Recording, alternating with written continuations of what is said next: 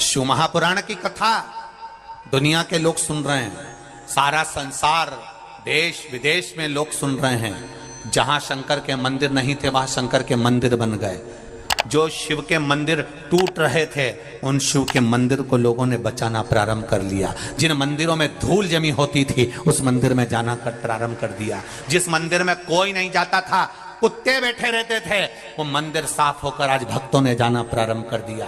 कारण क्या है? क्योंकि जब जब धर्म की हानि होती है तब मेरा महादेव सम्मुख में आता है।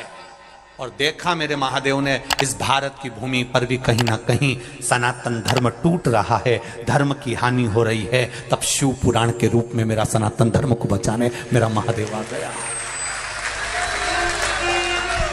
सनातन धर्म को बचाने के लिए मेरा महादेव प्रकट हुआ। यह शिव पुराण नहीं है, यह समझ लेना कि कुबेर भंडारी के रूप में, कुबेरेश्वर महादेव के रूप में, यह शिव पुराण नहीं, कुबेरेश्वर महादेव के रूप में सनातन धर्म को बचाने के लिए यह शंकर की गाथा है। शिव तत्व शंकर स्वयं आया है, उसको पहचान। सबसे ज्यादा खुशी होना चाहिए कौकड़ी बालोदा बाजार भाटापारा वालों को, सबसे ज्यादा प्रसन्नता होना चाहिए। क्यों? हमारे नगर के पास में, हमारे क्षेत्र के पास में, हमारे जिले के अंतर्गत देवादिदेव महादेव की कथा हो रही है। कहीं शिव की कृपा होना थी, इसलिए बाबा ने इस कथा को करा दिया। कहीं शिव की कृपा होनी थी। क्यों आया? क्या कारण था? किस लिए? क्या कारण पड़ा?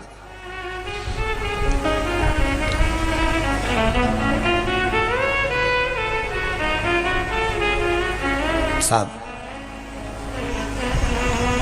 जलंधर का बेर महादेव से नहीं है, पर जब महादेव बैठ गए तप करने के लिए, जब महादेव तप करने के लिए बैठे, मेरे देव अधिदेव महादेव तप की मुद्रा में लग गए।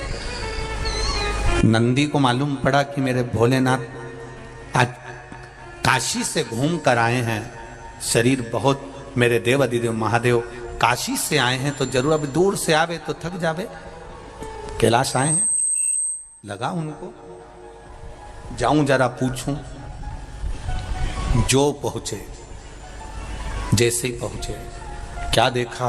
नंदी ने, पार्वती मैया तो अंदर थी, मेरे देवादिदेव महादेव तप की मुद्रा में बैठे हुए थे। उनके शरीर से ओमनाद हो रहा था, शरीर से ओमनाद। नमः शिवाय, ओम नमः शिवाय, नमः शिवाय, ओम नमः शिवाय, नमः शिवाय, ओम नमः शिवाय, नमः शिवाय, ओम नमः शिवाय। पहले भी कथा में कहा, नारी नमः शिवाय से चालू करती है, वो सुना है कि नहीं सुना? सुना है सबने। और पुरुष ओम नमः शिवाय से चालू करता है, दोनों में अंतर है। नारी क्या बोलती है?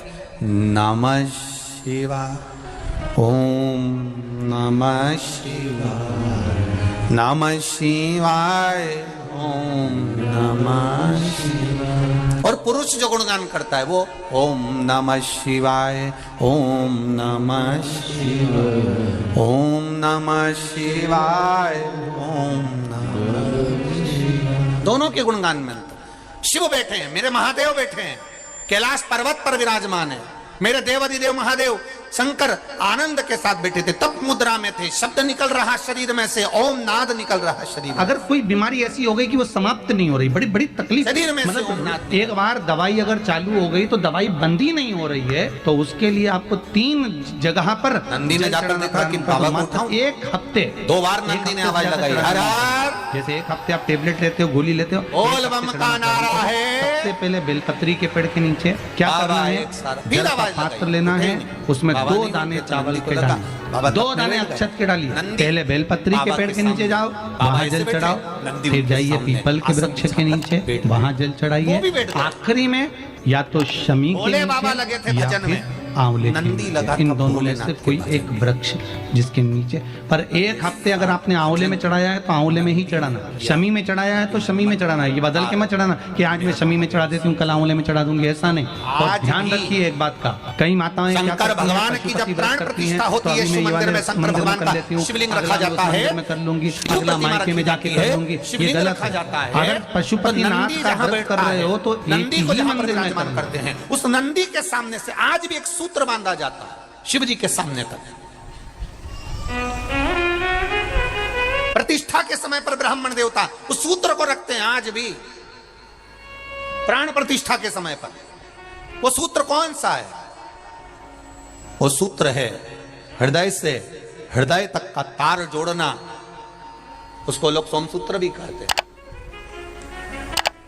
आज भी लोग रखते हैं उसको। स्वर्ण तार, चांदी का तार भगवान शिव के शिवलिंग से नंदी के सम्मुख में सोमसूत्र का स्मरण किया जाता है। आज भी बांधते हैं, आज भी लगाते हैं जब विराजमान कर। अब नंदी बैठे भगवान शिव के सामने, तप में लीन, महादेव तप में लीन। इतनी देर में आ गया जलंधर, जिसका कोई बैर नहीं महादेव से, कोई बैर नहीं है महादेव से, तो भी जलंधर आया। और जलंधर आकर माता पार्वती जी को देखा, कितनी सुंदर है मां। देखकर जलंधर ने माता का हाथ का स्पर्श करा। उस समय पर मां शिव का स्मरण कर रही थी, भगवान शंकर का स्मरण कर रही थी मां। कोई बैर नहीं है जलंधर से। और एक बात याद रखिए, जितने लोग आस्था चैनल पर कथा सुन रहे हैं, जितने फेसबुक यूट्यूब पर सुन रहे हैं, और जितने इस कौकड़ी गांव के अंतर्गत छत्तीसगढ़ में कथा सुन रहे हैं, मेरे धान के कटोरे में बैठकर आप लोग कथा का रसतत्व ग्रहण कर रहे हैं, एक बात का स्मरण जरूर रखिएगा, कोई कोई आपकी जिंदगी में ऐसा मिलेगा जिसका आपने कुछ नहीं बिगाड़ा, ना कभी उसको गाली दी, ना कभी अपशब्द कहा, आपकी अपशब्द बोलने भी दिया, आपका हमेशा ना आपने कभी उसको गाली दी, ना कभी आप उसको पहचानते, ना कभी आप उससे मिले, ना कभी आप उससे जुले, और ना कभी आपने उसको देखा, केवल उसके बारे में सुना और अंदर से ईर्ष्या जागने लगी। कोई कोई ऐसा होता है। कर्ण की, राजा कर्ण की अर्जुन से कोई बैर था क्या? अरे बोलो तो जम के नहीं। अर्जुन ने कभी राजा कर्ण को, दानवीर कर्ण को कभी अपशब्द कहा था क्या? नहीं। पांडवों ने कभी कर्ण को कुछ कहा था? एक शब्द पांडव नहीं बोले कर्ण के लिए, एक शब्द नहीं बोले। उसके बाद भी कर्ण, उसके बाद भी कर्ण, अर्जुन, नकुल, सहदेव, भीम, युधिष्ठिर से बैर रखता था। ऐसे कई हैं जो पहचानते ही नहीं है, जो आपसे मिले ही नहीं है, जो आपको जानते तक नहीं है, बस आपकी प्रशंसा सुन नहीं सकते और उनके मन में ईर्ष्या जागृत हो जाती है। समझ लेना, ये जलंधर जैसी औलादें बहुत सारी है, बहुत।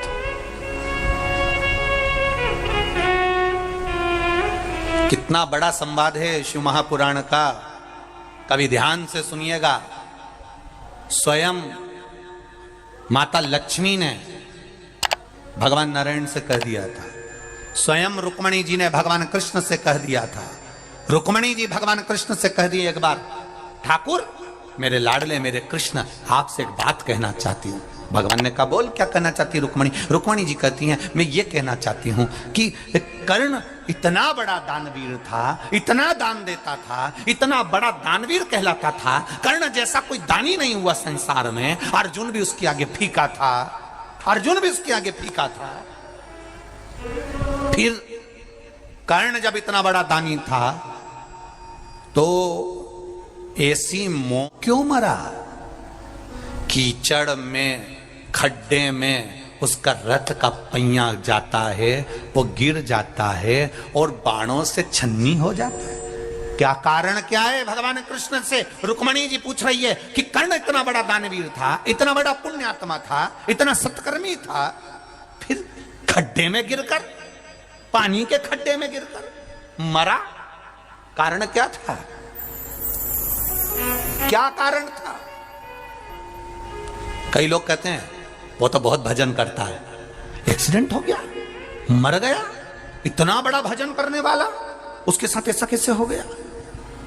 वो तो बहुत दान करता था, इतना अच्छा था, ऐसा मर गया। बताओ बेचारा इतना अच्छा था और इस तरह से मरा। हमको दया आती है तो रुक्मणी जी को क्यों नहीं दया आई? माता रुक्मणी के हृदय में यह बात पहुंच गई और रुक्मणी जी ने भगवान द्वारकाधीश से पूछा, आज हस्तिनापुर जाने से पहले आपको बताना पड़ेगा कि राजा कर्ण ने ऐसा कौन सा कारण कर दिया था जो राजा कर्ण इस तरह से मरा है। वो तो दानवीर था, पुण्यात्मा था, इतना दान देता था, इतना सत्कर्म करता था, फिर ऐसा क्यों मरा है? भगवान द्वारकाधीश ने कहा, रुक्मणी तुम नहीं जान सकती, तुम्हें क्या बताऊं? नहीं, रुक्मणी जी बोली तुम्हें बताना पड़ेगा। तब भगवान कृष्ण ने कहा, रुक्मणी एक कारण सुन, दानवीर है ना कर्ण, बहुत दानी है ना कर्ण, खूब दान देता है ना कर्ण, हाँ, तो उसकी मौत ऐसे कैसे हो गई? रुक्मणी, अभिमन्यु चक्रव्यूह के अंदर फंसा था, बाण उसके शरीर में लगे हुए थे, कौरव हंस रहे थे, कर्ण के चरणों में अभिमन्यु पड़ा हुआ था और अभिमन्यु ने कहा था राजा कर्ण से, तुम दानवीर हो, मैं मर रहा हूं, थोड़ा सा पानी पिला दो, बस प्यास लग रही है, मरते समय मरना है मेरे को, निश्चित है। राजा कर्ण को गुस्सा आया, जो पानी की छाजल, छाजल जानते हो, एक कपड़े की होती थी, उसमें पानी भरा होता था, देखिए किस किसने देखी है वो छाजल? देखिए ट्रकों पे बहुत टंगी रहती है वो गेट पर, गर्मी के समय पर, उसमें ठंडा पानी रहता है, हवा में टांग दो तो, कपड़े की होती है, उसमें पानी भरा होता है, ऊपर से ऐसा लगा होता है, छाजल। अपन उसको आज के जमाने में कह दो बोतल पानी। राजा कर्ण के पास में पानी की बोतल रखी थी, छाजल पड़ी थी। अभिमन्यु ने कहा, मुझे बहुत प्यास लग रही है, मैं मर रहा हूं, आप लोगों ने मुझे बाण मार दिया, मैं मर रहा हूं, पर प्यास लग रही है, पानी पिला दो, थोड़ा सा पानी पिला दो, थोड़ा सा पानी दे दो। दानवीर कर्ण, थोड़ा सा पानी दे दो। दानवीर कर्ण ने छाजल में लात मार दी, पानी की बोतल में लात मार दी, पानी की बोतल का पानी नीचे गिर गया। अर्जुन पानी को देख देख कर तड़प तड़प कर मर गया, मर गया। भगवान कृष्ण ने रुक्मणी जी से कहा, जिंदगी भर उसने सोना दान करा हो, चाहे चांदी दान करी हो, चाहे हीरा दान करा हो, पर मरने वाले व्यक्ति को एक बूंद पानी नहीं पिला सका, तो इससे बड़ा पापी कौन होगा? जिस पानी को मांग कर अभिमन्यु मरा है, उसी पानी के खड्डे में ये गिरकर मरेगा। ये कर्म का दंड है, भोगना पड़ेगा। ये कर्म का दंड है, भोगना पड़ेगा। और जिस छाजल का पानी गिरा था, वो छाजल के पानी पर जब रथ चलना प्रारंभ हुए, वहां खड्डा होते गया, खड्डा होते गया, खड्डा होते गया, खड्डा होते गया। और अभिमन्यु जिस छाजल के जल के खड्डे से खड्डा हो गया रथ चल चल के, और कर्ण रथ भगा रहा था, खड्डे में रथ गिर गया और कर्ण नीचे गिरा और मारा गया। देखिए उस पानी ने कितना कमाल कर दिया, एक बूंद पानी प्यासे को नहीं पिला सकता, प्यासे को जोड़ जोड़ जोड़ जोड़ के मर गए। अंत में इतने बड़े फोटो घर में और दुकान में टंग गए। क्या करा जिंदगी में? केवल जोड़ा, जोड़ा पत्नी के लिए, जोड़ा बच्चों के लिए, 4 व्हीलर गाड़ी बच्चों के लिए, पत्नी के लिए, परिवार के लिए, कुटुंब के लिए, दुकान 1 से 4 कर ली, 4 से 6 कर ली, व्यापार बढ़ाते गए, बढ़ाते गए, व्यापार बढ़ रहा है, उम्र बढ़ रही है, पर भजन घट रहा है। भजन मत घटने देना। इस घंटे भगवान का भजन नहीं कर सकते, मत करो। 1 लोटा जल लेकर महादेव के मंदिर में चले जाना, 5 मिनट लगेंगे, श्री शिवाय नमस्तुभ्यम कहकर चढ़ा देना, बस उसके दरवाजे से होकर आ जाना। वो 5 मिनट तेरे 5 वर्ष की जिंदगी को संवार देंगे, ये निश्चित है। 5 मिनट से ज्यादा नहीं लगता, 5 मिनट 10 मिनट। मंदिर अगर दूर होगा तो 10-12 मिनट लगेंगे।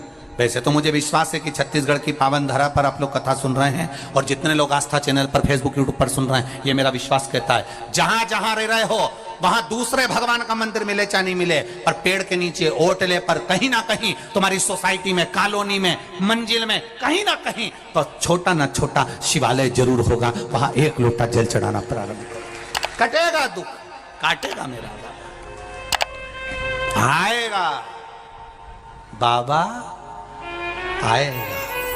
अभी कथा में कहा था, मालेगांव की कथा में, बच्चे को डराना हो तो कह दो बाबा आ गया, बच्चा रोना बंद कर देता है। उस तरह दुख बहुत हो और तुम्हें लग रहा है कि बहुत दुख है, तो याद रखना बाबा, जम के बोलो, आएगा बाबा आएगा।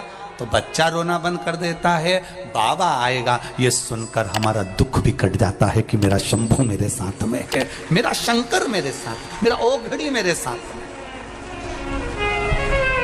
आए। बुरे नहीं सकता।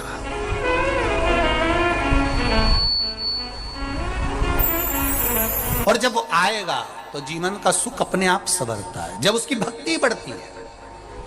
एक राजा कर्ण के मरने का चरित्र कह रहा है कि एक मरने वाले व्यक्ति को पानी पिला नहीं सका तो मरा भी ऐसा कि उसी खड्डे में डूबकर, उसी खड्डे में रथ का पहिया फंसकर पटक गया, नीचे गिर गया। कभी कभी हमारा धन, हमारी संपदा ही हमारा दुख का कारण हो जाती है। बहुत पैसा होता है, बहुत पैसा होता है तो कोई उसके बेटे को, पत्नी को, परिवार को कोई ले जाए, क्यों ले गए? पैसे के चक्कर में उठा कर ले गए साहब, किडनैप कर लिया ऐसा। धन इतना कमाया तब वो धन ही हमारा विनाश का कारण हो। धन, वो दौलत ही हमारा विनाश है। कहां करें? शिव जी के सामने नंदी बैठ गया, तप में लीन, साधना में लीन। कि आप कहते हो कि मंदिर से जाते समय नंदी के कानों में कहकर चले जाओ। बैठिए बैठिए बैठिए बैठिए। बहुत सुंदर प्रश्न है आपके, बहुत भाव से और आनंद से आपने करा, और जनमानस के कल्याण के प्रश्न है ये, केवल आपके लिए नहीं है, ये सबके लिए इतने जोरदार प्रश्न है।